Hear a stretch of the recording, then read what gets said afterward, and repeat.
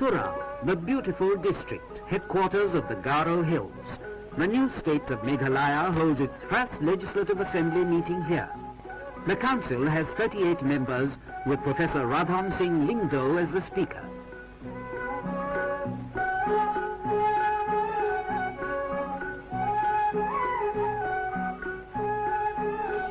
On 15 December 1969, the Union government announced the Assam Reorganization Meghalaya Bill that gave the hill state full statehood. In 1971, the Northeast Reorganization Act came into fruition, whereby Meghalaya became a full-fledged state. It received the assent of the President on the 30th December 1971. A hill state called Meghalaya was born.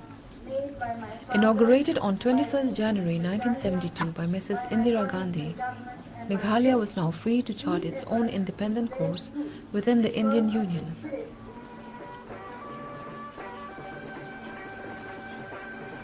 Meghalaya and Manipur go to the polls for the first time as full-fledged states. In Manipur, combined opposition parties gain majority. The Congress emerges the largest single party.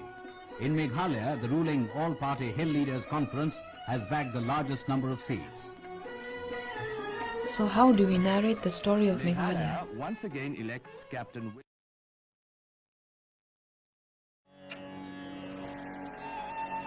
How does one narrate the story of the making of Meghalaya? Where does one begin? Do we begin with values of self-governance that the communities indigenous to these hills have lived with for aeons? What is culture? Does it mean dress or eating and drinking? If it means eating and drinking, or ways of living, the hill tribes will claim that they have a better system than some of the people of the plains. I think the latter must rise up to their standard. Among the tribesmen, there is no difference between caste and class. Even the Rajas and chiefs work in the fields together with their neighbors. They eat together. Is that practiced in the plains?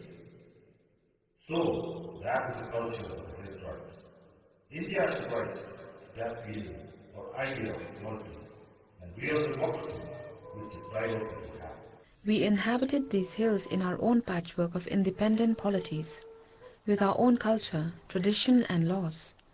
For a major part of British rule, the tribal areas of the Northeast were part of the larger East Bengal and Assam administrative divisions, and yet the British colonial disruption of our autonomies could not erase our identities and political desires.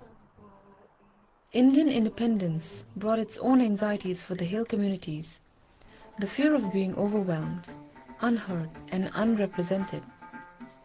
What would our position within India look like? Rather than accept the post-colonial arrangements as a given, we articulated multiple visions about our future. On one hand, there was the guarantee, carried within the 6th schedule of the Constitution, which established autonomous districts within the larger province of Assam. On the other hand, a separate hill state. The debates were fiercely and democratically articulated. Protests, argumentation, newer organizations, newer visions. Captain W.A. Sangma convened a meeting at Shillong in June 1954 and gave a rousing speech. Abrini adoko, Songdongpa tribal zatrangna, Wamani ding taman sagpa, Zatonganiko, Kusiko, Ardapeoranko, the Pungani, Archelsakani, Mamung Sorang Dongza. Waranko Mangrakir, Pungna, Nang Nukanian, tribal mande sakantini, Kaok Senyonga. Uniman Makangsina, Kensakani Ganang. Yako na Meraki Uyoba, Tingi Asamis Jong Adarang, Antantani Gisiko, Tangat Naman Zaudi, Hill State Korak Keda Binagre, Kapen Sodongja, Aina Wachisan Mangmang, Tingatini tribal Onganiko, Kusiko, Ardak Peoranko, the Pung Naman Gin. But why demand a state? Why carve out the hills from Assam? If you ask the indigenous leaders, they would have said, for the protection of land, identity and history.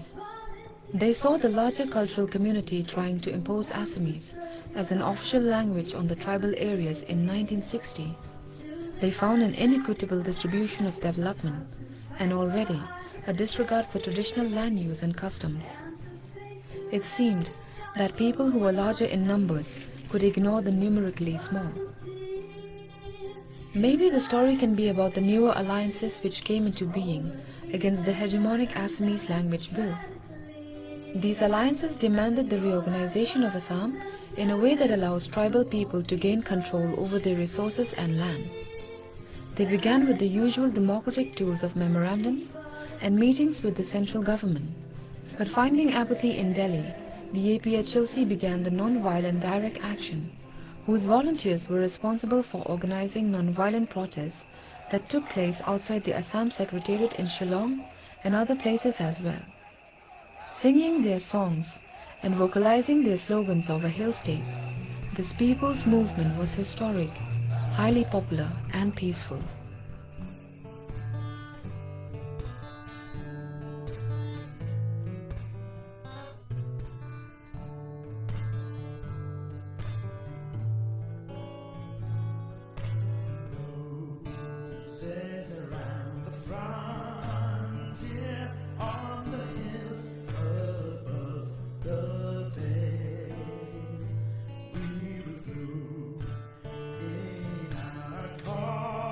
So is the story then about mass mobilization, people's participation, and the refashioning of the ideas of a constitutional democracy?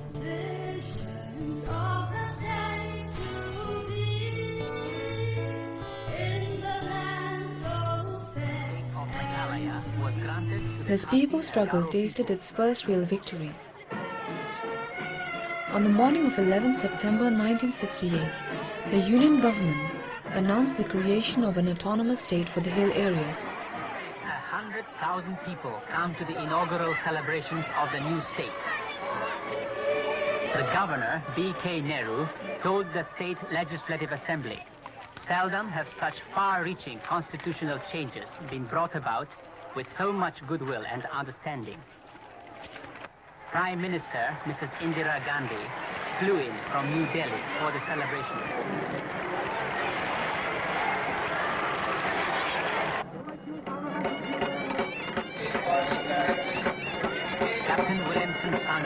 Chief Minister of Meghalaya, gives the inaugural address.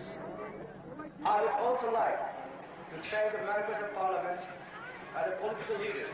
It's merely in name, because the state would still be within the administrative confines of Assam. Although the APHLC agreed to consider it, there were others like Ledba Hoppingstone Lingdor, and yes, several sections of the public who were wary of this. In October 1969, more agitations were held in the front of Assam Secretariat in Shillong. Once the people have found their democratic desires, nothing can challenge their destiny.